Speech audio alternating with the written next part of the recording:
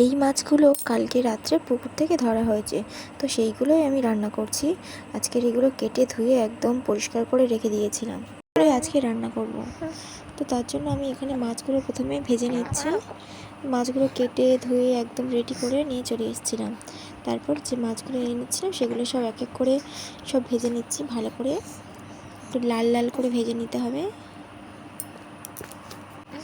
লাল লাল করে সব ভেজে নেব।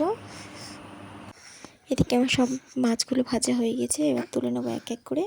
নেওয়ার পরে এখানে পেঁয়াজ, টমেটো, একটু আদা, হলুদ, ঝালের গুঁড়ো দিয়ে ভালো করে একটা মশলার একটা তৈরি করে নেবো, মশলা তৈরি করে নেবো মাছের তরকারি হওয়ার জন্য।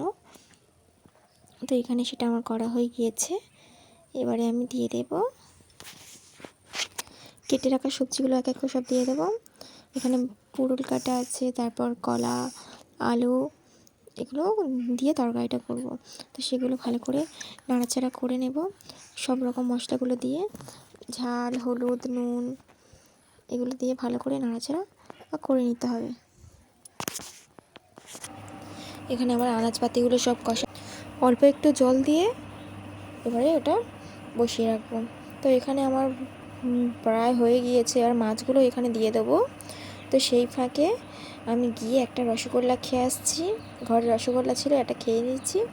আর এই যে আমার তরকারি এখানে পুরো কমপ্লিট হয়ে গিয়েছে, আর মাছগুলো এক এক করে আমি সব তুলে দিচ্ছি।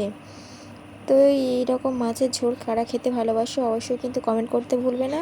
আর তোমরা যারা মাছের ঝোল খেতে ভালোবাসো না, তারা এইবার থেকে খেতে ভালোবাসবে যদি এইভাবে রান্নাটা করা হয়। তো টাটা, আবার একটা নতুন ভিডিও নিয়ে আসবো।